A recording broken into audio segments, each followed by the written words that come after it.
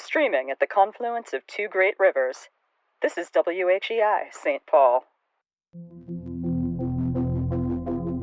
And now, WHEI, the Sound of St. Paul, presents a limited series dedicated to the dark depths beneath the Twin Cities. You're tuned to Under the Brick, featuring famed subterranean explorer Dr. Greg Brick. And here's your host, historic tour guide Cynthia Schreiner Smith.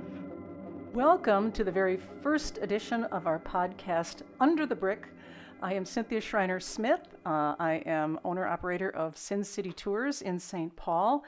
And our esteemed star of this series is Dr. Greg Brick, who is a hydrogeologist. I'm going to introduce you a little bit here, Greg. A consultant at several environmental firms. He has taught geology at local colleges and universities. He has edited the Journal of Spelean History for the past 20 years, published more than 200 articles about caves, recipient of the 2005 Cave History Award from the National Speleological Society. His first book, Iowa Underground, A Guide to the State's Subterranean Treasures, was published in 2004. His second book, Subterranean Twin Cities, published by the University of Minnesota Press in 2009, won an award from the American Institute of Architects. And his third book, Minnesota Caves, History and Lore, came out in 2017. He has another book, Minnesota Underground, co-authored with Doris Green, that came out in 2019. And he serves as co-editor of Caves and Karst of the Upper Midwest, a textbook covering geology in the Upper Midwest. And he's also led historical tours, geology tours for the Minnesota Historical Society, Minnesota College of Continuing Education, and he has done a tour on a boat with me for Sin City Tours. So, Greg, welcome. Welcome. Thanks for having me. So, I love in your book Subterranean Twin Cities, which I find a reason to recommend it on almost every tour I do. It's crazy. In the introduction, you call yourself a sewer tourist. And I find that so interesting. How does somebody develop this interest in exploring underground? Yeah, well, originally, it was an interest in geology that got me into this. I was an undergraduate geology major at the University of Minnesota, and I had to have everyone has to have a project. You know, you're going to do a senior thesis. You had to, or just for quarterly projects. Back then they had quarters rather than semesters, and you got to have some kind of project to work on.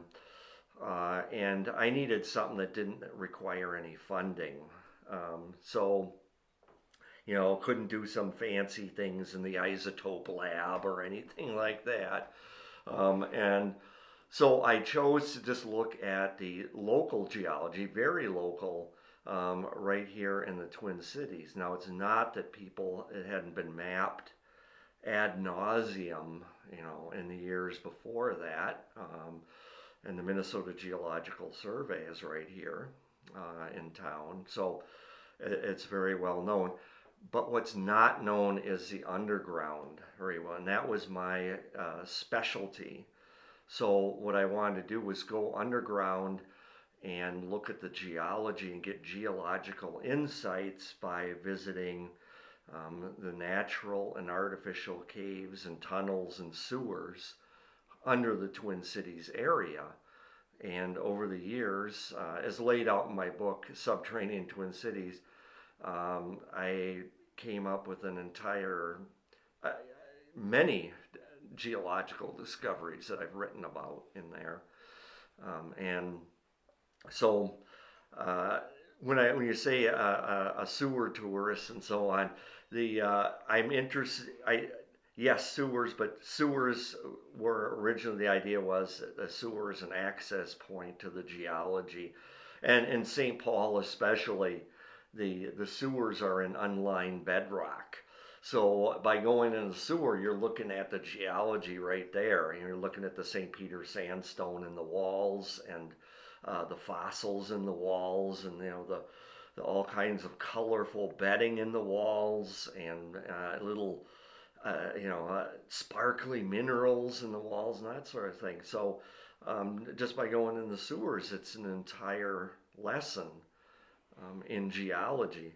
So can you talk about what was it like the first time you put on a pair of heavy boots?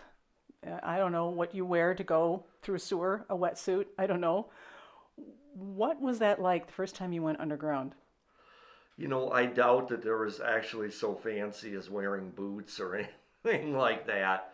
That would have been maybe some of my early ventures into Trout Brook under St. Paul, which is St. Paul, downtown St. Paul's largest drainage conduit. It's a huge storm drain running under Lower Town.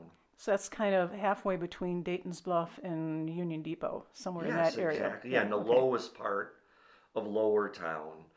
And it used to be, they called it Trout Brook. It used to be open to the air. It used to be a trout stream, if you can imagine that, back in pioneer days.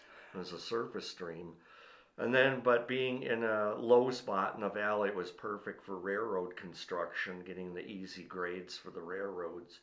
And so they put it underground, and where it remains today, and flowing as lustily as it was a century ago. And I just found it fascinating going walking up there.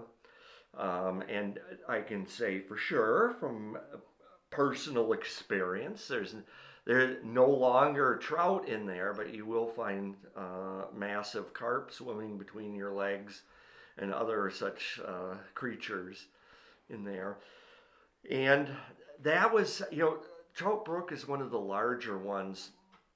You could drive a truck through it if it were a dry tunnel. Well, in fact, one of my favorite stories I got from your book was sometime in the 1980s during a large storm, a Thunderbird got sucked into Trout Brook Culvert. And, what happened is some guy parked his Thunderbird, I believe it was East 4th Street now. Yeah, it's right at the site of where CHS Field is now. That section of 4th Street is gone. Yeah. Yeah, and he parked his vehicle there, and then not realizing the power of Mother Nature when the rain, that because all the sheet wash and rainfall kind of is focused on the lower part of Lower Town, and it just goes downhill towards that point, and it exerts tremendous force and just shoved his car right into that stream, and then it went bouncing along through that tunnel and then out into the Mississippi River, where it sat ignominiously on the bottom of the river for several days. You could look over the banks there, and you see it on the bottom. And I suppose eventually they got it out of there. I just wish I could hear the conversation when he's explaining it to his insurance guy. What makes the underground of the Twin Cities, and specifically St. Paul, just so interesting that you were able to write a whole book about it?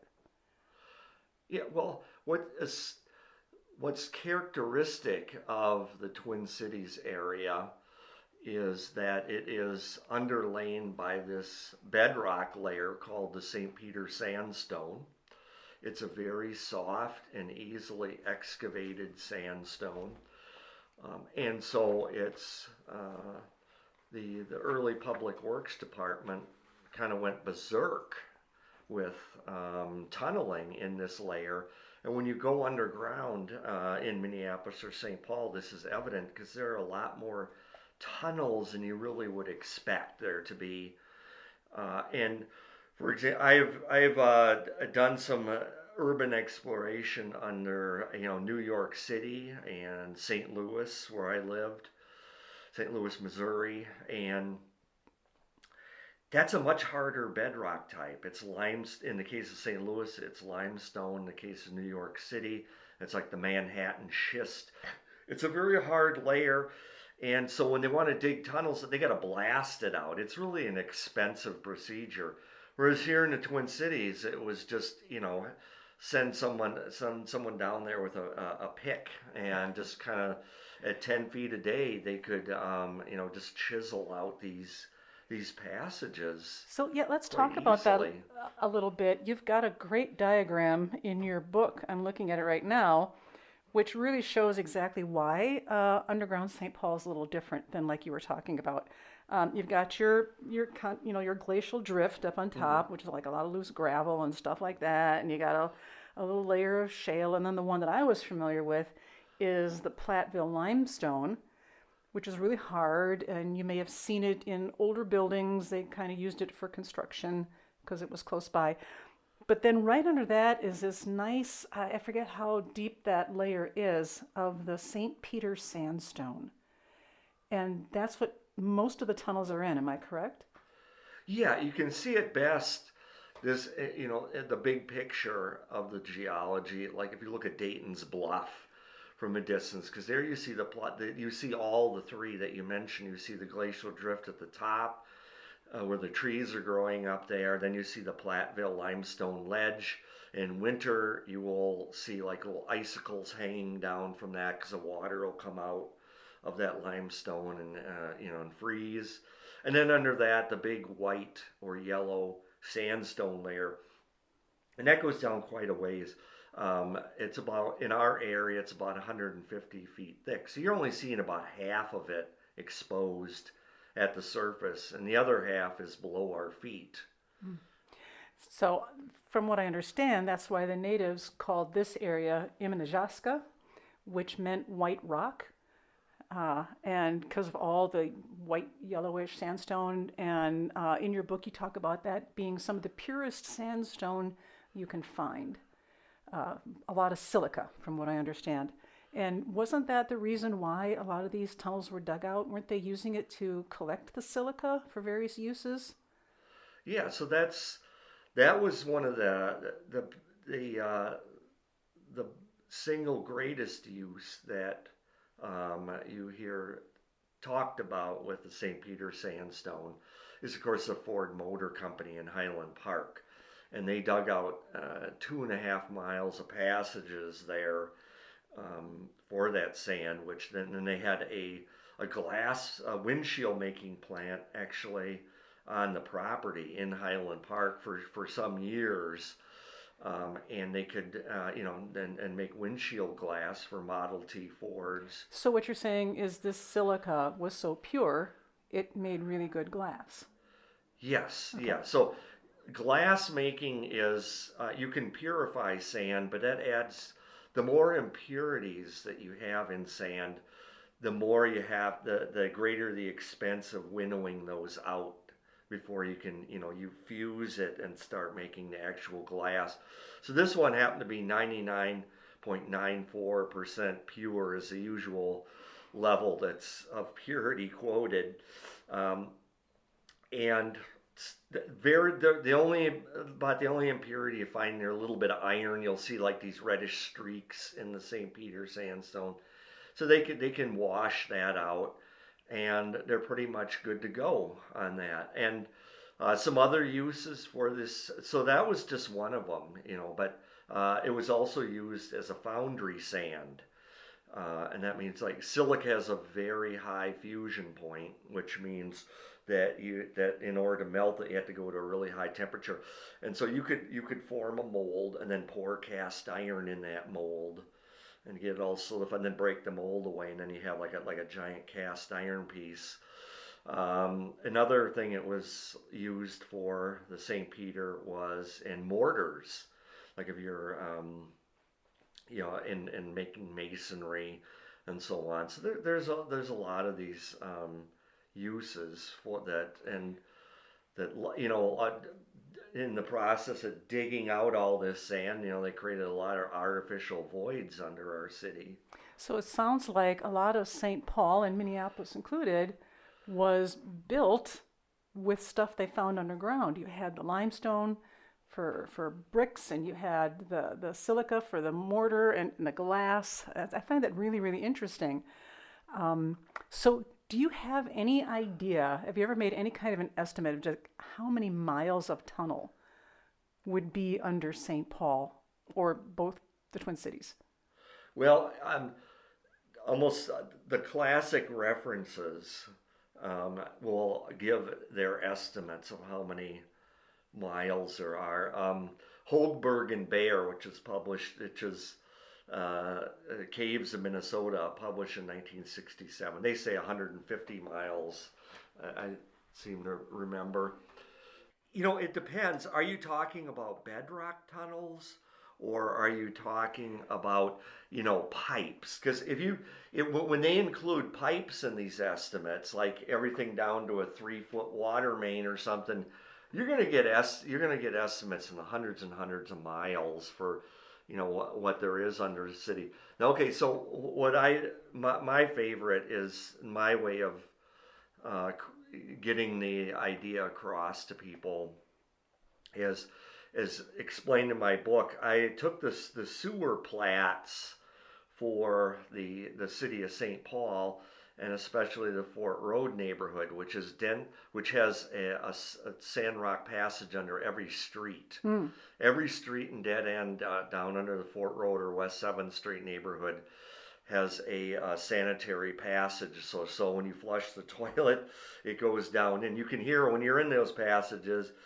Unpleasantly enough, you can hear people flushing the toilets above you, and just hoping that they might flush down a diamond ring or something of value. But I did actually, as an aside, did find like class rings and pagers, and nobody knows what a pager is nowadays, but cell phones, and obviously in useless condition down there.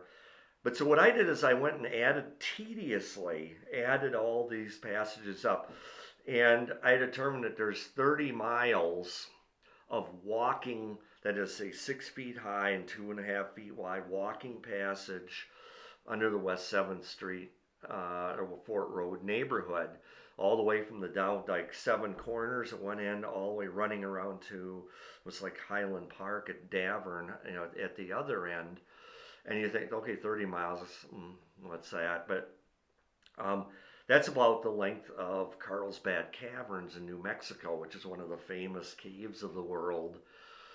So it's a lot of, think of that. I mean, what's the distance between, 7 corners and it's only, 1 or 2 miles. It's not a great distance. But you got 30 miles of passage all tucked up, rolled up in there like a ball of yarn down there. And I think that's kind of like the calculation I use to give people an idea of how dense these tunnels are under the city of St. Paul especially. You told a story on our boat ride about you entered a tunnel off the Mississippi River. I think the ones that have looks like Greek columns. Oh, yes. Yeah. And you followed them all the way, and just tell us how far you went and what happened when you popped out and where you popped out. Yeah, so that was the Cascade Creek drainage, which I describe in my book.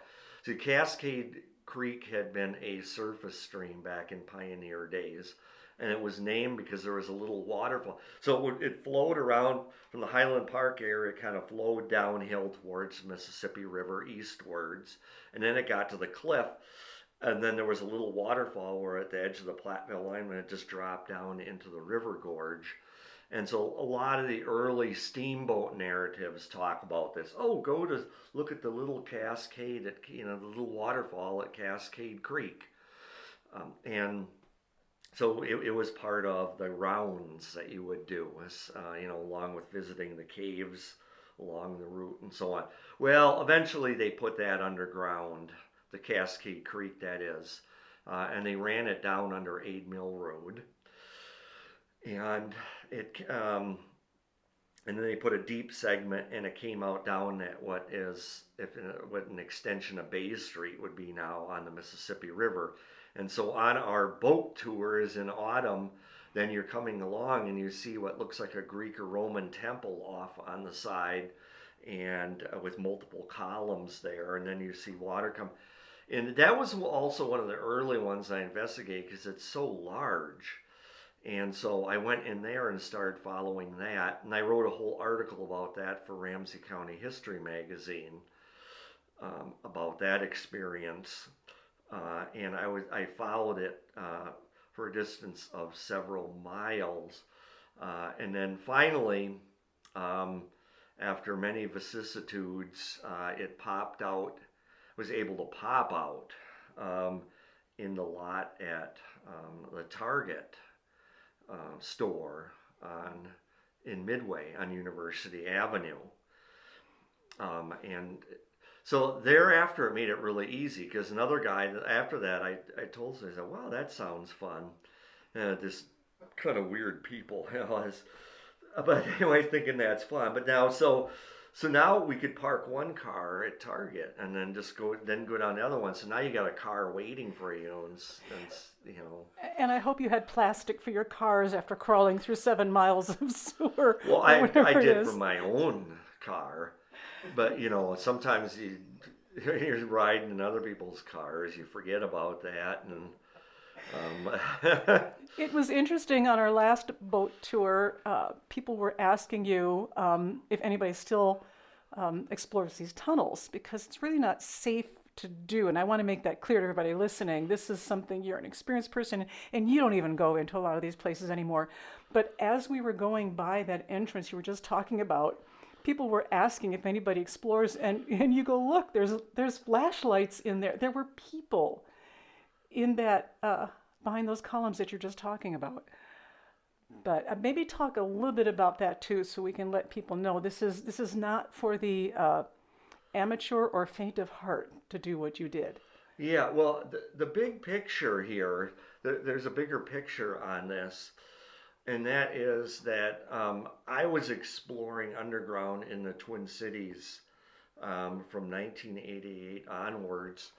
And it wasn't until the late 90s that websites appeared. Now, there have been websites around, but so I had a whole decade there of pre-internet, before the internet came in, where I was just exploring with my friends from the caving community.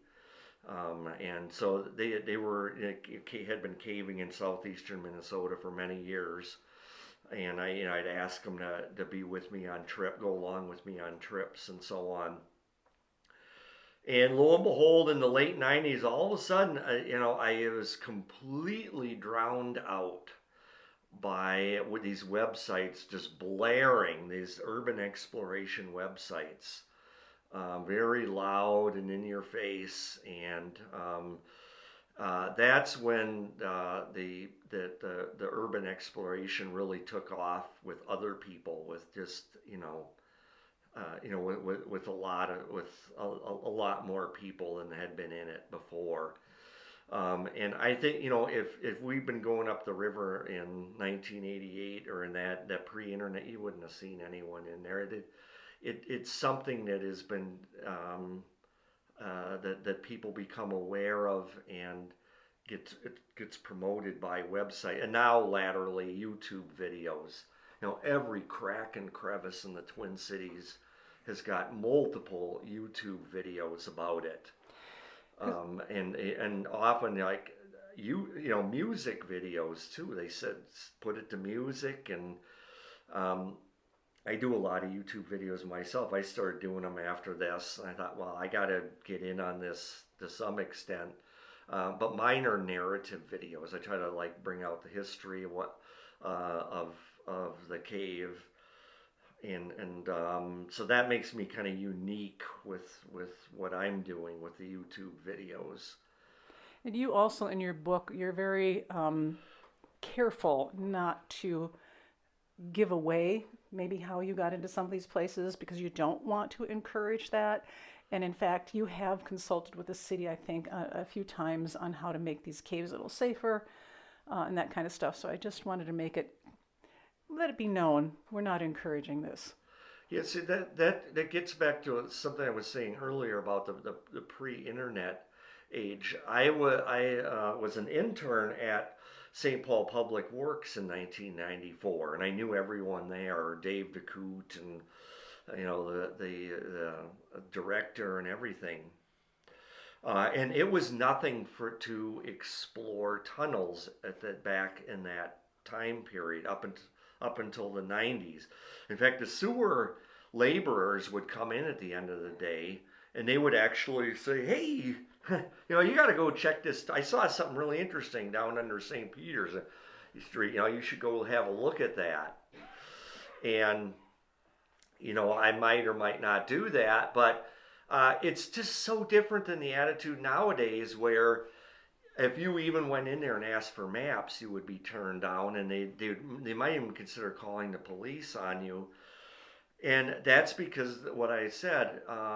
We went on through not only 9/11 and all this, concern about infrastructure security, but then there's the fact that with the rise of cheap web hosting, so many more people are doing this, and people are overtly careless, and I don't know how many times I've been in some of the mushroom caves under St. Paul, and there'll be someone way back substantially far back into this system, past many corners and constrictions, and all they have is that light on their cell phone. They're doing this kind of thing. It's like there's no backup. It's like you trip and that thing smashes or something. How are you going to get out of here, But I suppose then the answer is, well, I'll just wait. It's so busy in here.